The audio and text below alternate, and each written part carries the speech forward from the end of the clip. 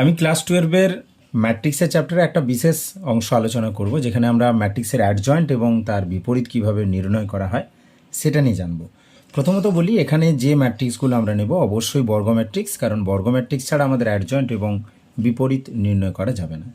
তো কোনো ম্যাট্রিক্সের ক্ষেত্রে প্রথমত তোমরা ইতিমধ্যে জেনেছো যে আমরা প্রত্যেকটা এলিমেন্টের মাইনর এবং কোফ্যাক্টর অর্থাৎ মাইনর এবং সহগুণনীয়ক নির্ণয় করতে জানি।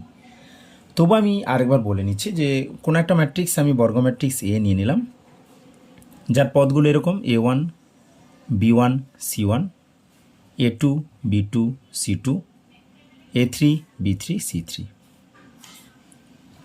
তাহলে এর যে পদগুলো রয়েছে অর্থাৎ প্রত্যেকটা পদের জন্য আমি যদি মাইনর বের করি সেটা কি হবে?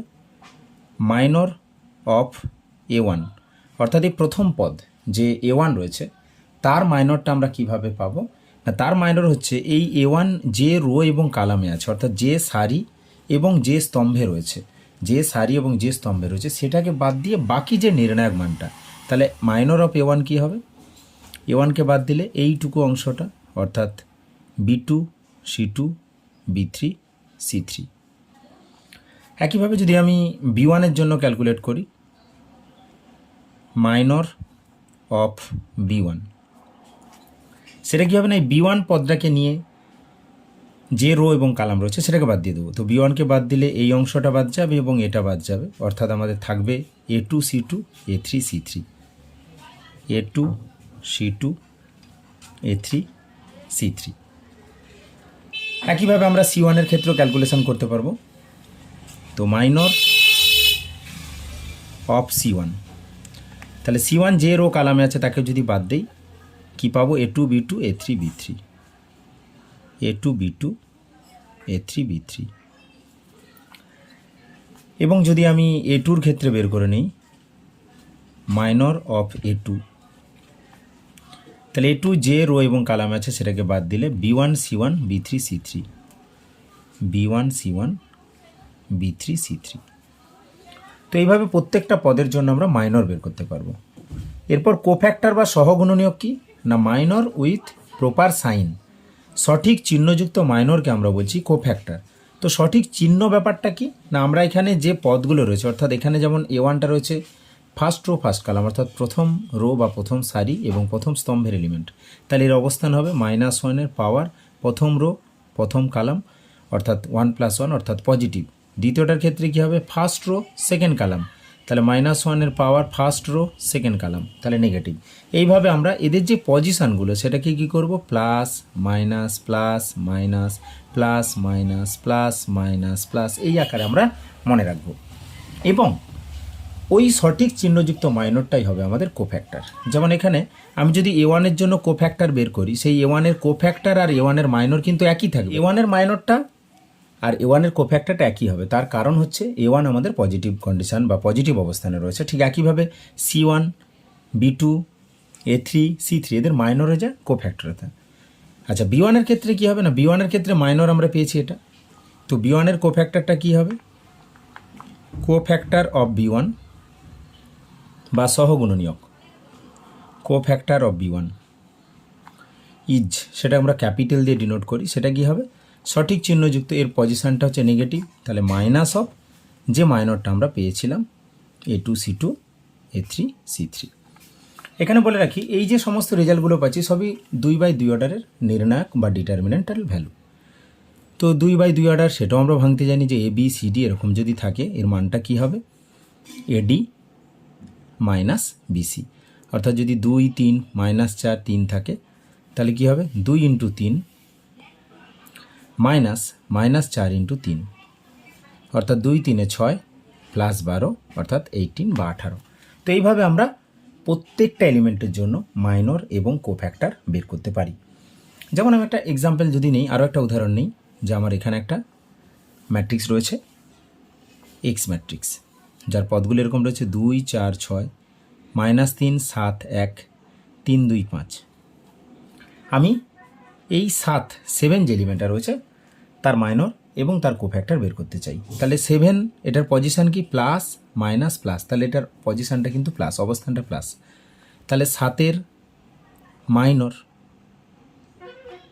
7-এর মাইনর কী হবে, ওই 7কে চেপে দিলে যে রো কালাম পাবো, এটাকে চেপে দিলাম রো, কালাম চেপে দিলাম, তাহলে 2 6 3 5, যে নির্ণায়ক মানটা 2 6 3 5, কী পাবো, 5 2 10, 6 3 18, অর্থাৎ -8। এটা হলো আমাদের মাইনর। কার মাইনর? 7 এই সংখ্যাটার বা 7 পদটার মাইনর। কোফ্যাক্টর হলে কী হবে, ওর পজিশনটা প্লাস মাইনাস প্লাস, তাহলে এটাই পাবো আমরা। তাহলে 7-এর কোফ্যাক্টর বা সহগুণনীয়ক, সহগুণিতক বা, তো 7-এর সহগুণনীয়ক সেটা কী হবে না, ওই একই থাকবে, অর্থাৎ কোফ্যাক্টর যেটা বলছি সঠিক চিহ্নযুক্ত, তো ওর চিহ্ন তো আমাদের পজিটিভ, তো আমরা -8 পেয়েছি, -8ই রাখবো। যদি নেগেটিভ হতো তাহলে মাইনাসও -8 হতো। তো এইভাবে আমরা প্রত্যেকটা এলিমেন্টের কোফ্যাক্টর এবং মাইনর আমরা বের করতে জানি। এখন এরপর যেটা আমরা জানবো সেটা হচ্ছে কোনো ম্যাট্রিক্সের অ্যাডজয়েন্ট। তো যে ম্যাট্রিক্সটা আমি নিয়ে শুরু করেছিলাম, যে এ ম্যাট্রিক্সটা আছে আমাদের A1 B1 C1 A2 B2 C2 A3 B3 C3। তো এর অ্যাডজয়েন্ট মানে কি, অ্যাডজয়েন্ট অফ এ মানে কি না, প্রত্যেকটা এলিমেন্টের কোফ্যাক্টর হয়ে যাবে, কোফ্যাক্টরসগুলো বসাবো এবং আমরা ট্রান্সপোজ নেব, অর্থাৎ রোকে কালাম করব। ব্যাপারটা কীরকম, যদি এই ম্যাট্রিক্সের জন্য করি তাহলে অ্যাডজয়েন্ট অফ একে আমরা লিখব ADJ of A, adjoint of A, সেটা একটা ম্যাট্রিক্স হবে কীরকম না, প্রত্যেকটা এলিমেন্টের কোফ্যাক্টর। তাহলে A1-এর জন্য আমি আগে মাইনরগুলো লিখে নিচ্ছি, তারপর আমরা কোফ্যাক্টরের জন্য সঠিক চিহ্নটা দিয়ে দেবো, ঠিক আছে। তো A1-কে চেপে দিলে আমরা কী পাবো, B2 C2 B3 C3, B2 C2 B3 C3, এই নির্ণায়কটা। আচ্ছা, B1-কে চাপলে কী পাবো, A2 C2 A2 C2 A3 C3 A3 C3। এবার C1-কে চাপলে আমরা কি পাবো, A2 B2 A3 B3, অর্থাৎ A2 B2 A3 B3। একইভাবে এই A2-কে চেপে দিলে আমরা কি পাবো, B1 C1 B1 C1 B3 C3।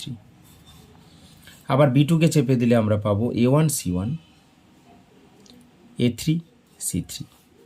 C2-কে চাপলে আমরা পাবো A1 B1 A3 B3 A1 B1 A3 B3।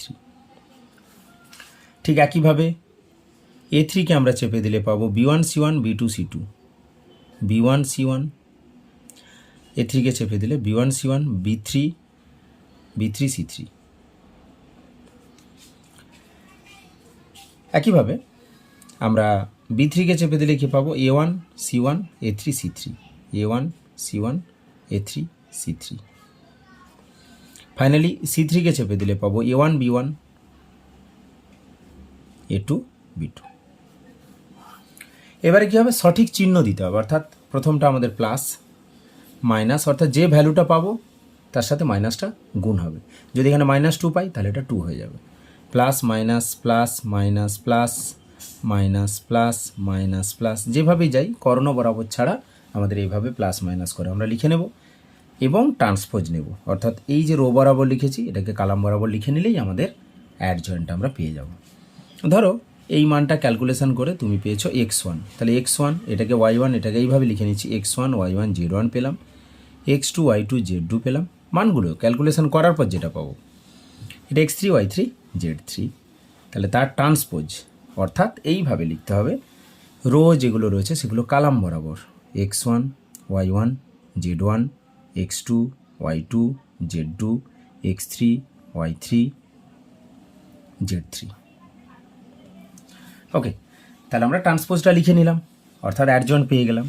এবার ইনভার্স যদি বের করি, ইনভার্সে বের করার আগে আমাদের যেটা করতে হয় সেটা হচ্ছে নির্ণায়ক মানটা বের করে নিতে হবে। যে কোনো ম্যাট্রিক্সের নির্ণায়ক মানটা যদি আমরা বের করে নিই, তারপর অ্যাডজয়েন্টটাকে আমরা ব্যবহার করে ইনভার্সটা পাবো। তো এই এ ম্যাট্রিক্সের জন্য আমরা নির্ণায়ক মান কী করে বের করব, আবার নির্ণায়ক মান মানে সবসময় বর্গ ম্যাট্রিক্সে নির্ণায়ক হয়। ইতিমধ্যে আমি বলেছি যে অ্যাডজয়েন্ট এবং বিপরীত নির্ণয়ের জন্য আমরা যে ম্যাট্রিক্সগুলো নেব সেগুলো সবই বর্গ ম্যাট্রিক্স, তাছাড়া আমরা ক্যালকুলেট করতে পারবো না বা আমাদের জানা নেই। তো নির্ণায়ক মান, আমরা নির্ণায়ক মানে হচ্ছে দুটো সমান্তরাল লাইনের মধ্যে লিখব A1 B1 C1 A2 B2 C2 A3 B3 C3।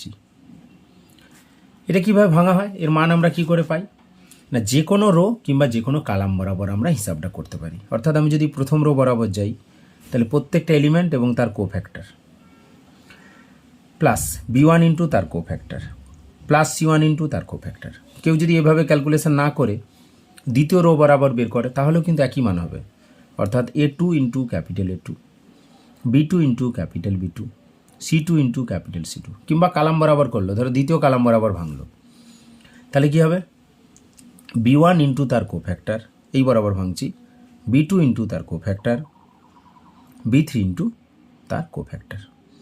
এইভাবে আমরা প্রত্যেকটা রো বা প্রত্যেকটা কালাম বরাবর আমরা ক্যালকুলেট করতে পারি। তবে আমরা সাধারণত এই প্রথম রো বরাবরটাই ভেঙে থাকি। তো যদি এটাকে ক্যালকুলেশন করি, প্রথম রো বরাবর ভেঙে নিই, নির্ণায়ক মান কী হবে না A1 ইন্টু তার কোফ্যাক্টর, মানে এই অংশটা, এই নির্ণায়ক মানটা B2 C2 B3 C3। তারপর B1 এর জন্য কোফ্যাক্টর, B1 এর পজিশনটা নেগেটিভ, তাই মাইনাস করে দিলাম, minus B1 into A2 C2 A3 C3, plus minus plus C1 into C1 এর cofactor A2 B2 A3 B3।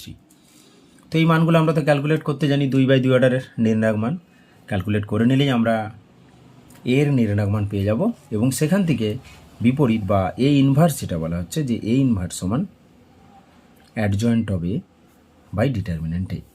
আর অবশ্যই এই ডিটারমিন্যান্ট এটা 0 হওয়া চলবে না। তো আমরা এইভাবে এ ইনভার্স হিসাব করতে পারি। এবার আমি যে কোনো একটা নির্ণায়ক মান বের করব ম্যাট্রিক্সের, এবং সেই ম্যাট্রিক্সটার অ্যাডজয়েন্ট বের করব, সাথে তার ইনভার্স। তো আমি একটা ম্যাট্রিক্স এইভাবে নিয়ে নিচ্ছি। এ একটা ম্যাট্রিক্স 1 2 -3 2 3 2 3 -3 -4। প্রথমত আমি নির্ণায়ক মানটা বের করে নেব, তার কারণ নির্ণায়ক মান যদি 0 হয়ে যায় তাহলে সেক্ষেত্রে আমরা আর ইনভার্স পাবো না, আর সেক্ষেত্রে অ্যাডজয়েন্ট বের করার দরকারও পড়বে না। তা আমি ডিটারমিনেন্ট মানটা বা নির্ণায়ক মানটা বের করে নিচ্ছি। ডিটারমিনেন্টে কী হবে 1 2 -3 2 3 2 3 -3 -4। তো আমি প্রথম রো এর সাপেক্ষে ভাঙবো, আগেই বলেছি।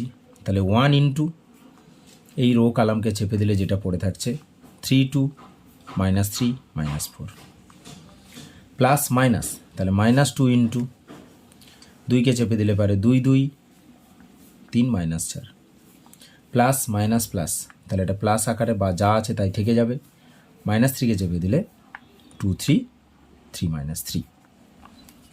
তো আমরা 2/2 নির্ণায়ক ভাঙতে জানি, তাহলে 1 ইন্টু 3 4 12 -12 মাইনাস মাইনাসে +6, কারণ আমাদের এ বি সি ডি এটা ইকুয়াল টু হচ্ছে এডি মাইনাস বিসি। তাহলে -2 ইন্টু 2 4 8 -8 -6, -3 ইন্টু 2 3 6 -6 -9।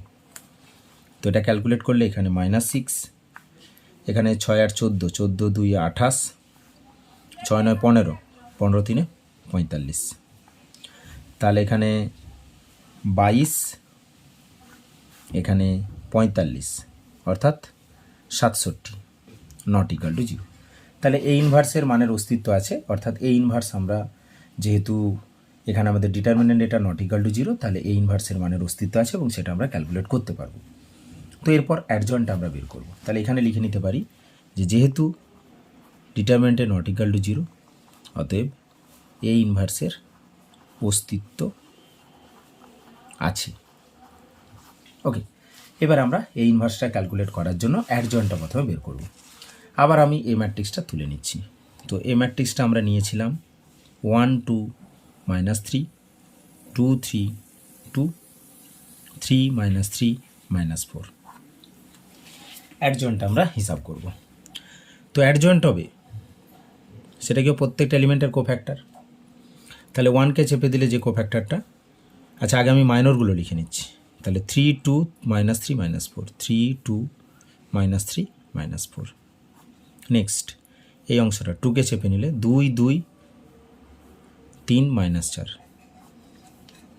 নেক্সট এই 3কে যদি চেপে দিই তাহলে কী হবে, 3কে -3কে চেপে নিলে 2 3 3 -3 2 3 3 -3।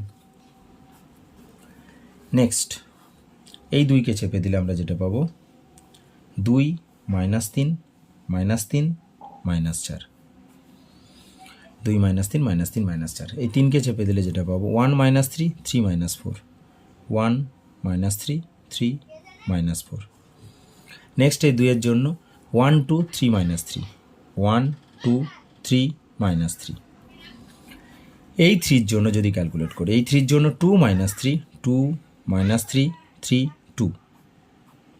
ওকে, এই -3 জন্য, এই -3 জন্য পাবো 1 -3 1 -3 2 2, 1 -3 2 2। নেক্সট বা একেবারে ফাইনালি আমাদের এই -4 জন্য, তো -4 জন্য 1 2 2 3 1 2 2 3। ওকে, এবার আমরা যেহেতু মাইনরগুলোকে নিয়েছি, তাহলে এবারে plus minus plus minus plus minus plus minus plus এবং ট্রান্সপোজ। আর প্রত্যেকটা 2/2 ক্রমের আমাদের নির্ণায়ক, তো আমরা খুব সহজে ক্যালকুলেট করতে পারবো। 3 4 12 প্লাস 6, অর্থাৎ আমরা এখানে পাচ্ছি কত, 3 4 12।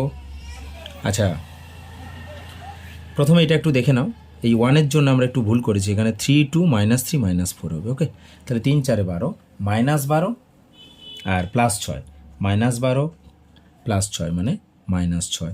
ঠিক একইভাবে এখানে -8 আর এখানে -6, তাহলে -14, সামনে মাইনাস আছে, তাহলে 14 হয়ে গেল। 2 3 6 -6 -9, তাহলে -15। 2 4 8 -8 -9 -17, কিন্তু এটার পজিশানটা নেগেটিভ, তাহলে 17। এরপর এটার জন্য -4 প্লাস 9, তাহলে +5, পজিশানটাও প্লাস। আচ্ছা, এরপর হচ্ছে -3 -6, তাহলে -9, কিন্তু পজিশানটা নেগেটিভ, তাই মাইনাসে মাইনাসে প্লাস। 2 2 4 plus 9 13, পজিশানটা plus. 2 মাইনাসে প্লাস 6 2 6 8, কিন্তু পজিশানটা নেগেটিভ।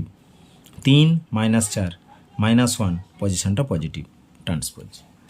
এবার কি হবে না, আমরা ট্রান্সপোজ করবো, অর্থাৎ রোকে কালাম করব বা কালামকে রো করব। তো কি পাবো, -6 14 -15 17 5 9 13 -8 -1। আমরা নির্ণায়ক মানটা ইতিমধ্যে পেয়েছি 67, অর্থাৎ 67। তাহলে এ ইনভার্স কী হবে, এ ইনভার্স সমান adjoint of A by determinant A, অর্থাৎ 1 67 ইন্টু এই ম্যাট্রিক্সটা, -6 17 13 14 5 -8 -15 9 -1। তো এইভাবে আমরা যে কোনো 3/3 অর্ডার ম্যাট্রিক্সের অ্যাডজয়েন্ট এবং তার ইনভার্স বের করতে পারি।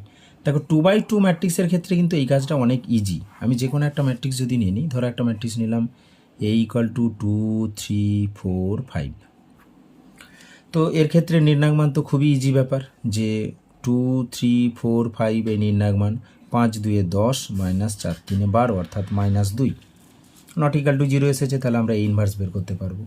অ্যাডজয়েন্টটা দেখো খুবই মজার ব্যাপার, অ্যাডজয়েন্টটা কী হবে না, এই 2-এর জন্য 2কে চেপে দাও, কত পাচ্ছ 5, 3-এর জন্য 3কে চেপে দাও, পাচ্ছ 4, 4-এর জন্য 4কে চেপে দাও, পাচ্ছ 3, 5-এর জন্য 5কে চেপে দাও, পাচ্ছ 2। আবার বলছি, 2-এর জন্য যে রো কালামে আছে তাকে চেপে দাও 5, এইভাবে 5-এর জন্য যে রো কালামে আছে চেপে দাও 2। এর ট্রান্সপোজও হবে, আর এদিকে প্লাস মাইনাস প্লাস মাইনাস, তাহলে কী হবে, রোটা কালাম হবে, অর্থাৎ 5 -4 -3 2। তাহলে অ্যাডজয়েন্ট পেয়ে গেলাম। ইনভার্সটা কী হবে না, ইনভার্স সমান অ্যাডজয়েন্ট বাই ডিটারমিন্যান্ট, তো ডিটারমিন্যান্ট -1/2 আছে, তাহলে -1/1, এটা -2 আছে, তাহলে -1/2 করে দিলাম, কারণ 1/-2 হবে, কারণ নির্ণায়ক মানটা ভাগ হবে, তাহলে 5 -3 -4 2। তো এইভাবে আমরা যে কোনো ম্যাট্রিক্সের ক্ষেত্রে, বিশেষ করে বর্গ ম্যাট্রিক্সের ক্ষেত্রে, সেটা 2 ক্রমের হোক বা 3/3 ক্রমের হোক, 2/2 বা 3/3, আমরা খুব সহজে অ্যাডজয়েন্ট এবং তার ইনভার্স বের করে নিতে পারি। তো এখন আপাতত এটুকু আলোচনা করলাম, নেক্সট পার্টে আবারও এই ধরনের প্রবলেম আলোচনা করব। ওকে, থ্যাঙ্কস ফর ওয়াচিং।